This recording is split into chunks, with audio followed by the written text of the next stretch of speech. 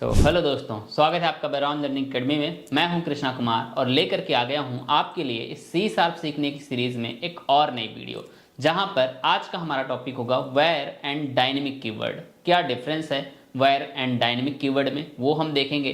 कैसे दोनों का प्रैक्टिकल यूज होता है वो चीज़ें हम समझेंगे। तो आइए चलते हैं कंप्यूटर स्क्रीन पे और देखते हैं इसका यूज। तो आप देख सकते हैं यहाँ पे आज की हमारी जो हेडिंग है, var and dynamic keyword in C sharp. ये बहुत ही इंपॉर्टेंट कीवर्ड होते हैं दोनों सी शार्प में। वेयर जो हमारा कीवर्ड है ये सी शार्प 3.0 में आया था, एंड जो डायनेमिक कीवर्ड हमारा है ये सी शार्प 4.0 में आया था। तो इससे आपको पता चल रहा है वेयर पहले आया था, कुछ उसके डिसएडवांटेज रहे होंगे, तो उसको इम्प्रूव करने के लिए बाद में हमारा डायनेमिक कीवर्ड आया 4.0 में। ठीक है, तो ये हमारे दो कीवर्ड हैं। अब हम पहले वेयर के बारे में समझते हैं, उसके सारे पॉइंट समझते हैं, उनका प्रैक्टिकल करके देखते हैं, फिर हम डायनेमिक में आएंगे। तो वेयर के जब डेफिनेशन में आते हैं तो सबसे पहले आप देख सकते हैं वेयर वाज इंट्रोड्यूस्ड इन 3.0 में इंट्रोड्यूस हुआ था, मैंने ऑलरेडी आपको बता दिया। उसके बाद when creating a var variable you must initialize it. देखो, जो वेयर कीवर्ड है बेसिकली ये वेरिएबल क्रिएट करने के लिए यूज होता है, और जो डायनेमिक है उसका भी यही काम है। जैसे आप अभी तक वेरिएबल क्रिएट करते थे तो इंट कीवर्ड यूज करते थे, फ्लोट कीवर्ड यूज करते थे। मैंने डेटा टाइप्स पढ़ाए थे आपको, और डेटा टाइप में इंटीजर, फ्लोट सब पढ़ाया था, और उनमें कीवर्ड पढ़ाए थे। इंटीजर में मैंने इंट पढ़ाया था, बाइट पढ़ाया था, ये सब इंटीजर के कीवर्ड हैं। तो मैंने बोला था जब भी आपको कोई वेरिएबल क्रिएट करना होगा तो अगर आपका डेटा इंट टाइप का है तो इंट नाम का कीवर्ड यूज करोगे। ये चीज़ें मैंने बताई थी आपको वेरिएबल वाले चैप्टर में और डेटा टाइप वाले चैप्टर में। ठीक है, उसी प्रकार से जो वेयर कीवर्ड है ये भी कीवर्ड यूज होता है वेरिएबल को क्रिएट करने के लिए, और सेम काम है डायनेमिक का। तो यहाँ पे बात कही जा रही है कि व्हेन क्रिएटिंग वेयर वेरिएबल, अगर आप वेयर कीवर्ड का यूज करके वेरिएबल क्रिएट कर रहे हो, यू मस्ट इनिशियलाइज इट। आपको उसी टाइम इनिशियलाइज भी करना पड़ेगा। क्या मतलब है, आइए देखते हैं विजुअल स्टूडियो में। तो सबसे पहले मैं विजुअल स्टूडियो ओपन कर लेता हूँ और एक प्रोजेक्ट क्रिएट कर लेता हूँ। तो हमारे पास यहाँ पर विजुअल स्टूडियो 2022 है, इसको मैं ओपन कर लेता हूँ और मैं यहाँ पर क्रिएट न्यू प्रोजेक्ट में क्लिक करता हूँ, और यहाँ पर कंसोल ऐप डॉट फ्रेमवर्क हम सेलेक्ट करते हैं, और यहाँ पर हम प्रोजेक्ट का नाम देते हैं। तो प्रोजेक्ट का नाम मैं यहाँ पर console app ware and dynamic दे देता हूँ। ठीक है, ये मैंने प्रोजेक्ट का नाम दे दिया, और सोल्यूशन का भी नाम मेरा सेम है, फ्रेमवर्क लेटेस्ट 4.1 ऑलरेडी सिलेक्टेड है। क्रिएट में क्लिक करता हूँ तो आप देख सकते हैं मेरा प्रोजेक्ट यहाँ पर क्रिएट हो गया है, और यहाँ पे एक क्लास है program.cs, और वो क्लास यहाँ पर ऑलरेडी ओपन है, जिसमें यहाँ पर कुछ नेम स्पेसेस हैं। उसके बाद ये नेम स्पेस बना हुआ है, और ये नेम स्पेस बेसिकली इंक्लूड किए जा रहे हैं जो कि .NET फ्रेमवर्क के नेम स्पेस हैं। और यहाँ पर एक ये नेम स्पेस आपका आपके प्रोजेक्ट के नाम से बना हुआ है, उसके अंदर आपकी क्लास बनी हुई है, और उसके अंदर आपका मेन मेथड बना हुआ है। हम क्या करेंगे, हम इसी मेन मेथड के अंदर हम इस लाइन को टेस्ट करने का प्रयास करते हैं, जो यहाँ पर लिखा हुआ है when creating a var variable. अगर आप वेयर वेरिएबल को क्रिएट कर रहे हो तो आपको उसी टाइम इनिशियलाइज भी करना है। करके देखते हैं। तो हम यहाँ पे आते हैं, वेयर कीवर्ड का यूज करके हम एक वेरिएबल क्रिएट करते हैं। मैंने वेयर ए वेरिएबल का नाम दिया, और मैं अगर यहाँ पे ऐसे क्लोज कर दूँ, देखो जैसे आप इंट टाइप का जब वेरिएबल क्रिएट करते थे तो लिखते थे इंट और ए, और आप ऐसे कॉलन लगा करके क्लोज कर सकते थे। इंट टाइप का आपको वेरिएबल डिक्लेयर हो गया, बाद में आप उसको असाइन भी कर सकते हो। तो जैसे ए में मैंने 5 असाइन कर दिया। ठीक है, अब ए में मैं कोई नाम वगैरह नहीं असाइन कर सकता हूँ कि कोई स्ट्रिंग असाइन कर दूँ या ट्रू फॉल्स कोई बुलियन वैल्यू असाइन कर दूँ, ऐसा नहीं कर सकता हूँ। इन टाइप का ही कुछ असाइन कर सकता हूँ। वहीं पर जब आप वेयर कीवर्ड का यूज करके मान लो मैं बी नाम का वेरिएबल बनाता हूँ, तो आपको उसी टाइम वैल्यू भी इनिशियलाइज करनी है, ये चीज़ बताई जा रही है। अगर आप वैल्यू यहाँ पे इनिशियलाइज नहीं करोगे, ऐसे यहाँ पे सेमीकोलन लगा करके बंद करने का प्रयास करोगे, सिर्फ डिक्लेयर करोगे, तो यहाँ पर मिलेगी आपको एरर। समझ पा रहे हो इस लाइन का मतलब? तो आपको उसी टाइम में यहाँ पे इनिशियलाइज कर देना है, और एक बार इनिशियलाइज कर दिया तो अब आ जाओ नेक्स्ट लाइन में, उसको समझो। Var can be use to store any type of data in its variable. यानी कि जब आप वेयर कीवर्ड का यूज करके वेरिएबल बनाओगे तो आप किसी भी टाइप का डेटा स्टोर कर सकते हो। समझ पा रहे हो? यानी कि जब आप इंट कीवर्ड का यूज करके वेरिएबल बना रहे हो तो इंट टाइप का ही डेटा स्टोर कर पा रहे हो। लेकिन ध्यान देना, जब आप वेयर कीवर्ड का यूज करके वेरिएबल बना रहे हो तो उसमें जरूरी नहीं कि इंट टाइप की ही वैल्यू स्टोर करो, आप कुछ भी स्टोर कर सकते हो सकता है यहाँ पे आपको कोई नाम स्टोर करना हो। मैं यहाँ पे नाम ये स्टोर कर देता हूँ, शिवम। ठीक है, ये नाम मैंने स्टोर कर दिया, स्ट्रिंग टाइप का है। हो सकता है मैं एक और वेयर टाइप का वेरिएबल क्रिएट करूँ, वेयर सी, और उस पर मैं ट्रू स्टोर कर दूँ। एक बुलियन वैल्यू मैंने स्टोर कर दिया। समझ पा रहे हो? यहाँ पे आप वेयर टाइप का वेरिएबल जब आप यूज करते हो तो उसमें कुछ भी स्टोर कर सकते हो, जरूरी नहीं है कि वो पर्टिकुलर किसी डेटा टाइप को ही स्टोर कर पाओ। समझ पा रहे हो? बस इतना ही है वेयर में। और इसके बाद एक चीज ध्यान देने वाली बात यह है कि अगर आपने बी में एक बार शिवम स्टोर कर दिया तो यहाँ पर ये कंपाइल टाइम में ही डिसाइड हो जाता है कि बी जो है आपका स्ट्रिंग टाइप का है, क्योंकि आपने स्ट्रिंग टाइप की वैल्यू स्टोर कर दी। इसी तरह से यहाँ पर अगर आपने ट्रू स्टोर कर दिया, यानी कि ये सी भी कंपाइल टाइम में डिसाइड हो गया कि सी जो है किस टाइप का है, ये बुलियन टाइप का है, तो ये कंपाइल टाइम में ही डिसाइड हो जाता है। इस वजह से अगर अब आप बी में कुछ और स्टोर करना चाहोगे, यानी किसी अदर डेटा टाइप की वैल्यू को स्टोर करना चाहोगे, मान लो मैं बी में यहाँ पे 33 स्टोर करना चाहता हूँ, तो मैंने यहाँ पे b इक्वल 33 लिखा, तो यहाँ पर आप देखोगे कि हमें एरर मिल रही है। क्यों? क्योंकि b में हम पहले स्ट्रिंग टाइप का कुछ स्टोर कर चुके हैं, यानी कि b जो है हमारा वेरिएबल किस टाइप का डिफाइन हो गया है, स्ट्रिंग टाइप का। ये कंपाइल टाइम में ही डिसाइड हो जाता है। इसकी खासियत यही है वेयर कीवर्ड की, ये कंपाइल टाइम में ही डिसाइड कर लेता है कि ये वेरिएबल किस टाइप का है। जो भी वैल्यू आप इनिशियलाइज कर देते हो वो डिसाइड हो जाता है। और इसीलिए ये चीज़ यहाँ पे जो एक रूल रखा गया था कि इसको डिक्लेयर करते टाइम इनिशियलाइज करना मस्ट है, वो उसका रीजन भी यही है, क्योंकि डिक्लेयर करते टाइम इनिशियलाइज करेंगे उसी टाइम कंपाइल टाइम में ये डिसाइड हो जाएगा। तो यहाँ पर फिर आप किसी अदर डेटा टाइप की वैल्यू नहीं स्टोर कर सकते या अदर डेटा टाइप से री इनिशियलाइज नहीं कर सकते, कह सकते हैं हम। ठीक है, तो ये बात मुझे लगता है आपको क्लियर हो गई होगी। किसी भी टाइप का बनाओ, अगर आप यहाँ पर एक वेरिएबल बनाते हो, वेयर नम नाम का वेरिएबल बनाया और उसमें कुछ नंबर स्टोर कर दिया, मान लो 5 स्टोर कर दिया, और दोबारा से नम नाम के वेरिएबल में अगर आप कुछ और स्ट्रिंग वगैरह स्टोर करने का प्रयास करोगे, मान लो मैं यहाँ पे कुछ स्ट्रिंग स्टोर करने का प्रयास करता हूँ, तो मैं यहाँ पर स्ट्रिंग नहीं स्टोर कर पाऊंगा। क्यों? क्योंकि ये नम यहाँ पे डिसाइड हो गया ना कि ये इंट टाइप का ही है। एक बार इंट इनिशियलाइज कर दिया गया, वो डिसाइड हो गया कंपाइल टाइम में, उसके बाद फिर किसी अदर डेटा टाइप से इनिशियलाइज नहीं कर सकते हो, रीइनिशियलाइज नहीं कर सकते हो। ठीक है, तो ये जो है आपके वेयर कीवर्ड की खासियत है। अब हम डेफिनेशन में आते हैं और भी कुछ चीज़ें देखते हैं इसकी। तो यही है एक लाइन यहाँ पर, var decide at compile time. ठीक है, तो यहाँ पर आपने ऊपर चीज़ें देख ली थी, var can not use any type of data type, var can be use to store any type of data in its variable, किसी भी टाइप का डेटा स्टोर कर सकता है अपने वेरिएबल में, वो ठीक है। फिर ये कंपाइल टाइम में ही डिसाइड हो जाता है, इसी वजह से इसको रीइनिशियलाइज भी नहीं कर सकते हो सकता है अभी आगे यहाँ पे कहीं बताया गया हो रीइनिशियलाइजेशन के बारे में। पहले हम यहाँ पे और भी कुछ चीज़ें देखते हैं, जैसे to check which type of value stored in var variable you can use get type method. अगर आपको चेक करना है कि वेयर में किस टाइप की वैल्यू स्टोर हुई है, यानी कि वेयर जब डिसाइड हुआ है कंपाइल टाइम में तो किस टाइप की वैल्यू उसमें स्टोर हुई है, क्या डिसाइड हुआ है, ये अगर आपको चेक करना है तो आप गेट टाइप से निकाल भी सकते हो। जैसे ये चीज़ कैसे हम चेक करेंगे, मैं यहाँ पर आके आपको दिखाता हूँ। मैं क्या करता हूँ, ये जो बी है, इस बी में किस टाइप का डेटा स्टोर है मुझे वो चेक करना है। तो मैं चेक करने के लिए यहाँ पे कंसोल डॉट राइट लाइन लगाता हूँ। चेक करूँगा तो प्रिंट कराऊंगा तभी हमें पता चलेगा। तो मैं यहाँ पे कंसोल डॉट राइट लाइन लगाता हूँ और कंसोल डॉट राइट लाइन के अंदर B dot get length method को यूज कर लेता हूँ। सॉरी, गेट लेंथ नहीं, हमें यहाँ पे गेट टाइप मैथड यूज करना है। ठीक है, ये गेट टाइप मेथड है। आपको यहाँ पर इंटेलिजेंस भी मिल जाता है वेयर कीवर्ड के साथ। यही जब आप डायनेमिक में जाओगे वहाँ पर आपको इंटेलिजेंस भी नहीं मिलेगा। ठीक है, तो मैंने ये यूज किया और मैं यहाँ पर नीचे कंसोल डॉट रीड लाइन लगा देता हूँ। कंसोल डॉट रीड लाइन लगा देता हूँ, जिससे हमारी स्क्रीन थोड़ा सा रुकी रहेगी इनपुट लेने के लिए। ठीक है, अब मैं प्रोग्राम को आकर के रन करता हूँ तो आप देखोगे कि वो जो बी में किस टाइप का डेटा स्टोर है वो डेटा टाइप प्रिंट होगा यहाँ पर। तो आप देख सकते हो यहाँ पे प्रिंट हो गया सिस्टम डॉट स्ट्रिंग। सिस्टम क्या है, एक क्लास ही है। ठीक है, डॉटनेट में। अब उस क्लास में जो स्ट्रिंग है ये डेटा टाइप है, तो इस टाइप का डेटा यहाँ पे बी में स्टोर हुआ है, स्ट्रिंग टाइप का डेटा बी में स्टोर हुआ है, ये आपको पता चल रहा है। अगर मैं यहीं पे सी का चेक करना चाहूँ, सी में किस टाइप का डेटा स्टोर हुआ है, ठीक है, तो अगर सी के लिए मैं चेक करना चाहूँ तो आप यहाँ पे देखोगे सिस्टम डॉट बुलियन टाइप का डेटा आपका सी में स्टोर हुआ है, ये देखो। तो इस तरह से ये कंपाइल टाइम में डिसाइड हो जा रहा है। चेक करना है तो गेट टाइप फंक्शन का यूज करके आप चेक भी कर सकते हो। ठीक है, तो ये था इसके बारे में।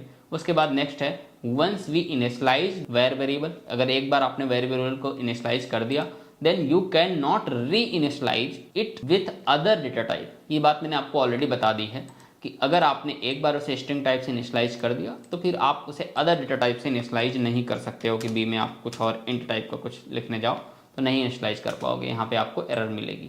ठीक है, इस लाइन को हम कमेंट कर देते हैं, यहाँ पे है एरर, ये नहीं कर सकते हो आप। ठीक है, उसके बाद where cannot used for class level field and properties and cannot be used for return type or parameter of a function। इस लाइन को समझो कि where cannot be used for class level field, मैंने आपको क्लास के बारे में already बताया है। अब क्लास में फील्ड बनाते हो या प्रॉपर्टी बनाते हो तो फील्ड और प्रॉपर्टी बनाते टाइम वहां पर भी आप वेयर कीवर्ड का यूज नहीं कर सकते हो, ठीक है। दूसरा क्या चीज है, अभी हम चेक करते हैं, कोड में करके देखते हैं, लेकिन पहले और आगे देख लें। And can not be use for return type. आप जब फंक्शन बनाते हो तो फंक्शन में एक रिटर्न टाइप देना होता है। मैंने आपको बताया था वाइड, इंट, फ्लोट, जो भी जिस टाइप का डेटा आपको रिटर्न करना है तो आप दोगे, नहीं रिटर्न करना तो वाइड दोगे। लेकिन बात कही जा रही है कि यहाँ पे var can not be use for return type, ये एज ए रिटर्न टाइप भी नहीं यूज हो सकता, और पैरामीटर और एज ए पैरामीटर भी नहीं यूज हो सकता ऑफ अ फंक्शन। एक फंक्शन के लिए एज ए पैरामीटर भी हम वेयर नहीं यूज कर सकते, और हम जब रिटर्न टाइप दे रहे होंगे तो वहां पर भी वेयर नहीं यूज कर सकते, ठीक है। It can use only as a local variable in a function, function के अंदर एज ए लोकल वेरिएबल ही यूज हो सकता है। अब देखते हैं कोड में। तो बात कही जा रही है कि अगर कोई क्लास बनाते हो और क्लास में फील्ड बनाते हो तो फील्ड को वेयर से डिक्लेयर नहीं कर सकते हो। जैसे मैं यहाँ पे एक क्लास बनाता हूँ, क्लास बनाने के लिए मैं क्लास कीवर्ड यूज करता हूँ और क्लास का नाम मैं यहाँ पे लिखता हूँ पर्सन, और चूंकि ये क्लास है तो पैरेंथेसिस तो लगेगा नहीं, बस यहाँ पे कर्ली ब्रेसेस से ओपनिंग और क्लोजिंग कर देते हैं। और यहाँ पे ओपनिंग एंड क्लोजिंग करने के बाद मैं यहाँ पे क्या बनाता हूँ, फील्ड बनाता हूँ। तो फील्ड बनाने के लिए मान लो मैं स्ट्रिंग टाइप की अगर फील्ड बनाता था, स्ट्रिंग, और उसका मान लो मैं नेम नाम की एक फील्ड मैंने बनाया, ऐसे हम बना देते थे, ठीक है। तो बात कही जा रही है कि आप यहाँ पर स्ट्रिंग की जगह वेयर नहीं यूज कर सकते हो। अगर हम यहाँ पे वेयर यूज करने का ट्राई करेंगे तो देखो आपको मिलेगी एरर, समझ पा रहे हो। यहाँ पर वेयर आप नहीं यूज कर सकते हो, और यही वेयर की जगह आप डायनेमिक यूज करते हैं ना, डायनेमिक, तो आपको कोई एरर नहीं मिलती। आप डायनेमिक यूज कर सकते हो। ये मैंने डायनेमिक के बारे में भी दिखा दिया, अभी आगे आएगा जब हम डायनेमिक पढ़ेंगे, लेकिन मैंने बता दिया आपको तो याद रहेगा, ठीक है। तो क्लास की फील्ड में भी नहीं यूज कर सकते। दूसरी चीज़ एक कही जा रही है, मान लो मैं एक फंक्शन और क्रिएट करता हूँ, यहीं पे मेन फंक्शन के बाहर जाकर के मैं एक फंक्शन क्रिएट करता हूँ। तो फंक्शन क्रिएट करने के लिए मैं यहाँ पे लिखता हूँ पब्लिक, और मैं वॉइड लिख देता हूँ अभी के लिए पहले, और या इंट लिख देता हूँ। फंक्शन में हम इंट टाइप का कुछ रिटर्न करना चाहते हैं तो मैं इंट लिख देता हूँ, और इंट के बाद मैं फंक्शन का नाम देता हूँ सम, पैरेंथेसिस लगाता हूँ चूँकि ये फंक्शन है, और कर्ली ब्रेसेस लगाता हूँ। उसके बाद यहाँ पे रिटर्न कर देता हूँ, क्योंकि फंक्शन कुछ रिटर्न कर रहा है ना इंट टाइप का, तो यहाँ पे मैं रिटर्न कर देता हूँ क्या, 4+5, ठीक है। 4+5 मैंने रिटर्न कर दिया। अच्छा, यहाँ पे एक चीज़ ध्यान देने वाली बात है कि ये जो इंट लिखा है, आपने इंट टाइप का रिटर्न किया तब तो कोई प्रॉब्लम नहीं। जैसे ही आप ये फंक्शन को कॉल करोगे, बस करना इतना होगा, इस लाइन को हम कमेंट कर देते हैं।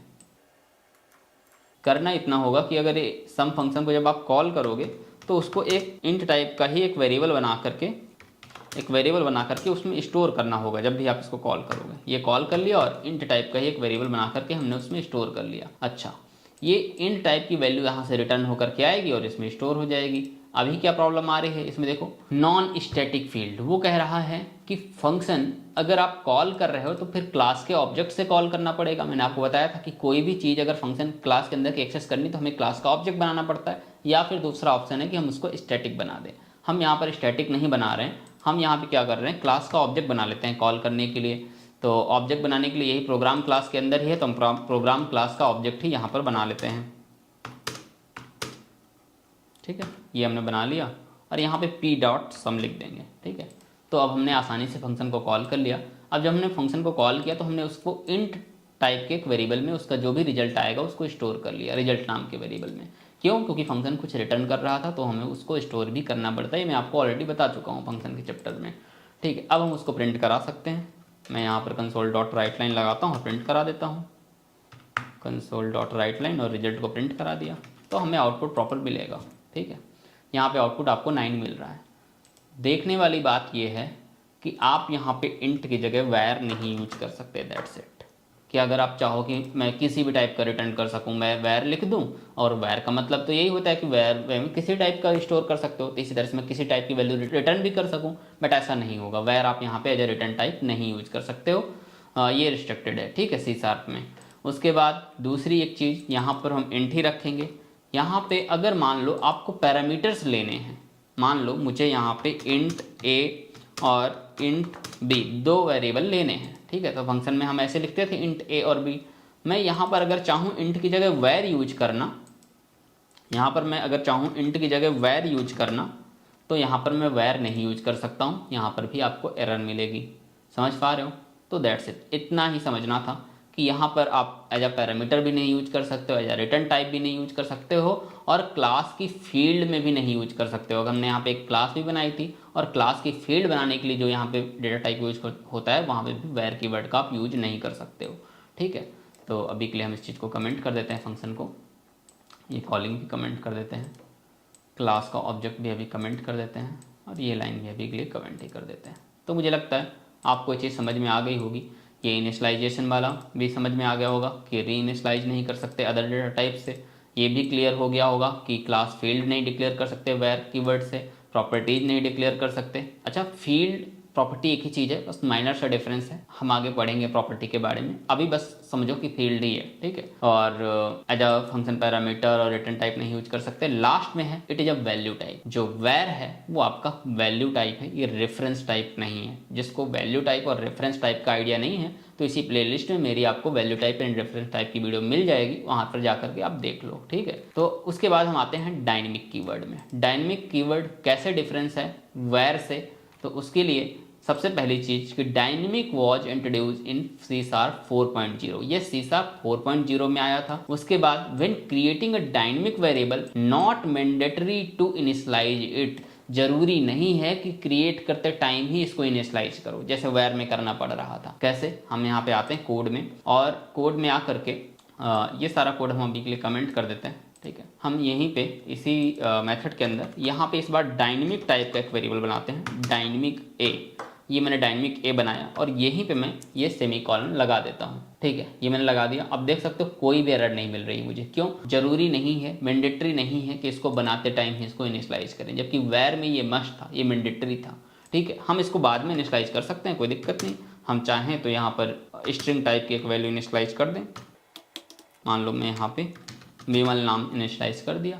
अच्छा, ध्यान देने वाली बात यह है कि वेर में मैंने एक बार विमल इनिशियलाइज कर दिया। अब मैं अगर चाहूँ तो फिर से वेर में a = 5 इंट टाइप का भी इनिशियलाइज कर सकता हूँ। देख रहे हो डिफरेंस वेर और डायनेमिक में, कि इस बार जब मैंने डायनेमिक का यूज करके वेरिएबल बनाया है तो मैं उसको स्ट्रिंग से भी री इनिशियलाइज कर पा रहा हूँ, उसके बाद जाके इंट से भी री इनिशियलाइज कर पा रहा हूँ, उसके बाद मैं चाहूँ तो आगे जाके बुलियन से भी री इनिशियलाइज कर दूँ और फ्लोट वैल्यू से भी री इनिशियलाइज कर दूँ, कोई दिक्कत नहीं होगी। डायनेमिक क्या है कि ये डिसाइड होता है रन टाइम में। ये कंपाइल टाइम में जब मैंने यहाँ पे एक बार लिख दिया ना कि a = विमल, अभी कंपाइलर को पता ही नहीं चला कि a किस टाइप का है। कंपाइल टाइम में ये चीज डिसाइड ही नहीं हो रही है, ये डिसाइड हो रहा है रन टाइम में। ठीक है, और इस वजह से हम यहाँ पे किसी भी अदर डेटा टाइप से री इनिशियलाइज भी कर पा रहे हैं।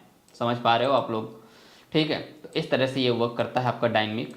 और अगर हम डायनेमिक के बारे में देखें, dynamic can be use to store any type of data. ये भी सेम वेयर की तरह ही है, किसी भी टाइप का डेटा स्टोर कर पा रहे हो, उसमें कोई बाउंडेशन नहीं है कि सिर्फ सेम ही एक ही टाइप का डेटा स्टोर करो, किसी भी टाइप का डेटा स्टोर कर पा रहे हो। ठीक है, dynamic decide at run time, ये रन टाइम में डिसाइड हो रहा है, इसीलिए इसको हम बार बार री इनिशियलाइज कर पा रहे हैं अदर डेटा टाइप से, क्योंकि ये कंपाइल टाइम में डिसाइड ही नहीं हो रहा।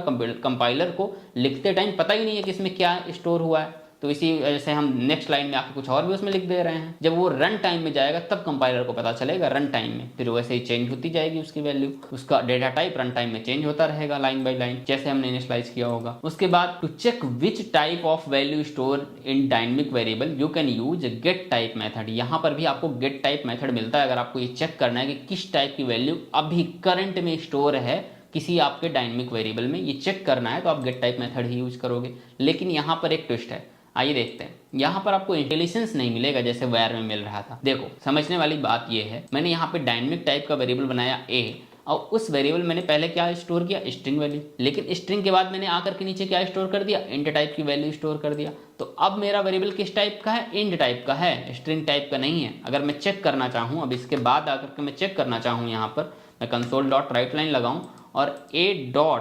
यहाँ पे मैं गेट लिखूंगा ना तो मुझे कोई इंटेलिजेंस नहीं मिल रहा। देख रहे हो, गेट लिख रहा हूँ, कोई इंटेलिजेंस नहीं मिल रहा। ये देखो, कोई इंटेलिजेंस नहीं मिल रहा, क्योंकि ये रन टाइम में ही डिसाइड होता है। यहाँ पे कोई इंटेलिजेंस डायनेमिक के साथ आपको नहीं मिलता है। ठीक है, तो यहाँ पे मैं गेट टाइप मैन्युअली लिख देता हूँ, और ये फंक्शन है तो हमने यहाँ पैरेंथेसिस लगा दिए, और मैं प्रिंट करता हूँ, देखता हूँ क्या ये बताता है कि हमारी लास्ट वैल्यू जो करंट वैल्यू है, करंट डेटा टाइप है हमारा क्या है, वो इंट टाइप का, ये बता रहा है या नहीं। हम चेक करते हैं, प्रोग्राम को रन करते हैं, तो आप यहाँ पे देख सकते हो int2 टाइप का हमारी करंट वैल्यू स्टोर है। ठीक है, तो ये आपको मिल रहा है। अगर यही चीज़ मैं यहाँ पर चेक करूँ, यही चीज़ यहाँ पर चेक करूँ, जब हमने स्ट्रिंग स्टोर किया था तो पहले हमें स्ट्रिंग मिलेगा, उसके बाद में हमने इंट कर दिया तो हमें यहाँ पर इंट भी मिलेगा। दोनों चीज़ें मिल रही होंगी, ये देखो पहले स्ट्रिंग फिर बाद में हमको इंट भी मिल रहा है। तो ये रन टाइम में ही अपने आप डिसाइड होता रहता है और जो भी डिसाइड हुआ वो हमें मिल जाता है यहाँ पर। ठीक है, इस तरह से चलता है डायनेमिक आपका। और once we initialize the dynamic variable then you can re initialize it with other data type. फिर वही बात कि आप रीइनिशियलाइज कर सकते हो अदर डेटा टाइप से, कोई इशू नहीं है इसमें। Dynamic can be use for class level field, यानी कि क्लास की फील्ड बनाते टाइम एंड प्रॉपर्टीज बनाते टाइम भी आप डायनेमिक कीवर्ड का यूज कर सकते हो। मैंने अभी थोड़ी देर पहले आपको बताया ही था। And can be use for return type और पैरामीटर ऑफ अ फंक्शन। और फंक्शन के लिए एज अ रिटर्न टाइप भी यूज हो सकता है डायनेमिक कीवर्ड, और फंक्शन पैरामीटर बनाते टाइम भी आपका डायनेमिक कीवर्ड यूज हो सकता है। ठीक है, और it can only use as a local variable. No, यहाँ पे ये चीज़ नहीं रहेगी, क्योंकि ये आपका फंक्शन के पैरामीटर में भी यूज हो सकता है, एज ए रिटर्न टाइप भी यूज हो सकता है। ठीक है, तो हम यहाँ पर आकर के इसका कोड करके देखते हैं। हम क्या करते हैं, यही जो फंक्शन हमने यहाँ पे बनाया था, ये फंक्शन हम क्या करते हैं, इस बार इस फंक्शन को अनकमेंट करते हैं। और आप देखो मैं यहाँ पे इंट की जगह में क्या करता हूँ ना, डायनेमिक कर देता हूँ। इंट की जगह मैं डायनेमिक कर देता हूँ। ठीक है, ये मैंने डायनेमिक कर दिया, यानी कि अब मैं यहाँ पे किसी भी टाइप की वैल्यू रिटर्न कर सकता हूँ। समझ पा रहे हो, जरूरी नहीं कि अब मैं इंट टाइप का ही रिटर्न करूँ। मैं यहाँ से स्ट्रिंग भी रिटर्न कर सकता हूँ, इंट भी रिटर्न कर सकता हूँ, यहाँ पे मैं फ्लोट भी रिटर्न कर सकता हूँ। जो भी मैं रिटर्न करना चाहूँ यहाँ से रिटर्न कर सकता हूँ। ठीक है, तो मैं यहाँ पर अब रिटर्न करता हूँ एक स्ट्रिंग। मैं यहाँ पर रिटर्न करता हूँ विमल कुमार। ठीक है, ये स्ट्रिंग मैंने रिटर्न की। ठीक है, अब यहाँ पर जब मैं फंक्शन को कॉल कर रहा था, अच्छा इसका नाम कुछ और रख देते हैं रिलेवेंट। यहाँ पे हम प्रिंट नेम रख देते हैं, प्रिंट नेम। ठीक है, अब इस प्रिंट नेम फंक्शन को जब हम ऊपर कॉल कर रहे हैं, चूँकि फंक्शन कुछ रिटर्न भी कर रहा है, इस लाइन को हम अनकमेंट कर देते हैं क्लास के ऑब्जेक्ट को, और इस लाइन को भी। जब फंक्शन कुछ रिटर्न कर रहा है, क्या रिटर्न कर रहा है, ये डायनेमिक टाइप का कुछ रिटर्न कर रहा है। तो अगर हम उसको इंट टाइप के वेरिएबल में स्टोर करेंगे तो हमको मिलेगी एरर, क्योंकि डायनेमिक टाइप का रिटर्न कर रहा है, यानी कि वहाँ से स्ट्रिंग रिटर्न होकर के आ रही है। अगर हम यहाँ से इंट रिटर्न करते तब तो यहाँ पे इंट टाइप के वेरिएबल में स्टोर हो जाता, कोई प्रॉब्लम नहीं होती। लेकिन हमने तो यहाँ से स्ट्रिंग रिटर्न कर दिया, तो क्या ये यहाँ पे इंट टाइप के वेरिएबल में स्टोर हो पाएगी? नहीं हो पाएगी। रन करके चेक करते हैं तो आप देखोगे मिल गई यहाँ पे आपको एरर। क्या मिल रही है? Run time binder exception error आपको यहाँ पर मिल रही है कि रन टाइम में बाइंड करने में कुछ एरर आ गई है। क्या एरर आई है? Can not implicitly convert type string to int. String से इंट में इम्प्लिसिटी कन्वर्जन नहीं हो पा रहा। तो यहाँ पर हमको क्या करना पड़ेगा, हम यहाँ पे क्या करते हैं ना, डायनेमिक टाइप का ही वेरिएबल बनाते हैं। क्यों हमने इंट टाइप का बनाया? जब हमें पता है कि फंक्शन डायनेमिक टाइप का कुछ रिटर्न कर रहा है, यानी कि फंक्शन कुछ भी रिटर्न कर सकता है, तो हम रिजल्ट नाम का वेरिएबल बना रहे हैं उस चीज़ को स्टोर करने के लिए, उसको भी हम डायनेमिक टाइप का ही बना देते हैं, तब कोई दिक्कत नहीं होगी। तब हम अब यहाँ पर कंसोल डॉट राइट लाइन लगा करके जब हम रिजल्ट को प्रिंट कराना चाहेंगे तो वहाँ पर जो भी नाम वहाँ पे हमने रिटर्न किया है वो यहाँ पे प्रिंट हो जाएगा, विमल कुमार। ठीक है, ये प्रिंट हो रहा है। अच्छा, ये सिस्टम डॉट स्ट्रिंग और सिस्टम डॉट इंट 32, ये जो नीचे कोड लिखा हुआ है इससे प्रिंट हो गया था। ठीक है, इस कोड को हम कमेंट कर देते हैं। बाकी यहाँ पर आपका कंसोल डॉट राइट लाइन में आपका रिजल्ट प्रिंट हो रहा है। तो आप देख सकते हैं कि फंक्शन में as a return type dynamic keyword का आप यूज कर पा रहे हो। दूसरी चीज़, फंक्शन में अगर आप पैरामीटर बना रहे हो तो पैरामीटर भी आप डायनेमिक टाइप के बना सकते हो, कोई दिक्कत नहीं है। डायनेमिक ए बनाया आपने, कॉमा लगाया, और डायनेमिक बी बनाया, यानी कि यहाँ पे अब जब फंक्शन को कॉल करोगे तो कुछ भी पास भी कर सकते हो फंक्शन को, चाहे इंट टाइप का कुछ पास कर दो, चाहे आप स्ट्रिंग टाइप का पास कर दो। जिस टाइप का पास कर दोगे वो फंक्शन उसी टाइप की वैल्यू ले लेगा। इस फंक्शन का मतलब कि ये फंक्शन किसी भी टाइप का डेटा ले सकता है, इंट टाइप का भी ले सकता है, स्ट्रिंग टाइप का भी ले सकता है, फ्लोट टाइप का भी ले सकता है, किसी भी टाइप का डेटा ले सकता है ये फंक्शन। समझ पा रहे हो? इस वेरिएबल में भी और इस वेरिएबल में भी। और बस आपको करना ये होगा, जब फंक्शन को कॉल करोगे दोनों वेरिएबल एज आर्ग्यूमेंट यहाँ से पास करने पड़ेंगे, दोनों पैरामीटर के लिए वैल्यू यहाँ से पास करनी पड़ेगी एज आर्ग्यूमेंट। तो मान लो मैं यहाँ से पास कर देता हूँ, पहले में एक स्ट्रिंग पास करता हूँ कृष्णा और कॉमा लगाता हूँ, दूसरे में एक स्ट्रिंग पास करता हूँ कुमार। ये दोनों स्ट्रिंग मैंने पास की, कृष्णा और कुमार, ये दो स्ट्रिंग मैंने यहाँ से पास कर दी। ठीक है, अब जब मैंने ये दो स्ट्रिंग पास कर दी, ये दोनों स्ट्रिंग यहाँ पे आई होंगी और मैं यहाँ पे दोनों को कॉन्कैट करके रिटर्न कर देता हूँ। मैं यहाँ पे a प्लस बी करके रिटर्न कर देता हूँ। ये मैंने a प्लस बी करके रिटर्न कर दिया, दोनों कॉन्कैट करके रिटर्न हो जानी चाहिए, यहाँ पे रिजल्ट में आ जानी चाहिए। रिजल्ट भी डायनेमिक टाइप का है तो आसानी से स्टोर भी हो जाएगा और यहाँ पर के आकर के प्रिंट भी हो जाना चाहिए। हम चेक करते हैं प्रोग्राम को रन करके, तो यहाँ पे आपको कृष्णा कुमार प्रिंट होकर के मिल जा रहा है। इस तरह से जरूरी नहीं कि हम स्ट्रिंग टाइप का ही पास करें, हो सकता है हम इंट टाइप की कुछ वैल्यू पास करना चाहें। हम मान लो यहाँ पे पास कर देते हैं 5 और यहाँ पे भी पास कर देते हैं 10, ठीक है, बस दैट्स इट। यहाँ पे अपने 5 पास किया, 10 पास किया और अब हम प्रोग्राम को रन करते हैं तो यहाँ पे वैल्यू आपको ऐड होकर के मिल जा रही है। समझ पा रहे हो, किसी भी टाइप की वैल्यू को ये प्रोसेस कर पा रहा है ये फंक्शन हमारा। कितना अच्छा यूज है डायनेमिक कीवर्ड का, ठीक है। तो बस इतना ही डिफरेंस है आपका डायनेमिक और एंड वेयर में। डायनेमिक को आप यहाँ पर भी यूज कर पा रहे हो, यहाँ पर भी यूज कर पा रहे हो और एज अ क्लास फील्ड भी यूज कर सकते हो। मान लो एक क्लास बनाते हैं हम, मान लो यहाँ पे एक क्लास बनाते हैं, क्लास पर्सन, ठीक है। ये क्लास बनाई और क्लास में कोई फील्ड बनाते हो, जैसे मान लो हमने स्ट्रिंग टाइप की फील्ड बनाते थे अभी तक, हम चाहें तो डायनेमिक टाइप की भी फील्ड बना सकते हैं। अब इस फील्ड में हम किसी भी टाइप की वैल्यू स्टोर कर सकते हैं। यही है इसके बारे में, dynamic as a class field use कर सकते हैं, ठीक है। तो यहाँ पर भी आप डायनेमिक का यूज कर सकते हो। यही चीज़ थी डायनेमिक के बारे में। लास्ट पॉइंट है डायनेमिक का, इट इज रेफरेंस टाइप। ये एक रेफरेंस टाइप कीवर्ड है, ये वैल्यू टाइप नहीं है। जो वेयर था आपका वो वैल्यू टाइप का था, डायनेमिक है ये रेफरेंस टाइप का है। अगर आप इतना डिफरेंस समझ लेते हो वेयर के बारे में और डायनेमिक के बारे में, अगर आपको इतना समझ में आ गया प्रैक्टिकली जितना मैंने बताया, तो आप डायनेमिक कीवर्ड को कहीं पर भी इंटरव्यू देने बैठे होगे या कहीं पर किसी प्रोजेक्ट में भी काम कर रहे होगे, आपको कहीं पर भी इसमें डाउट नहीं होगा डायनेमिक एंड वेयर के बारे में कि कहाँ पे यूज करना है, कहाँ पे नहीं यूज करना। तो मुझे लगता है आपको ये वीडियो समझ में आ गया होगा, जो भी चीज़ें मैंने एक्सप्लेन की है। अगर आपको मेरी वीडियो से कुछ भी सीखने को मिला है तो आप कमेंट करो कि आपने कुछ सीखा या नहीं सीखा, और मेरी वीडियो को लाइक करो, चैनल को सब्सक्राइब करो और बने रहो हमारे साथ। Thank you all of you.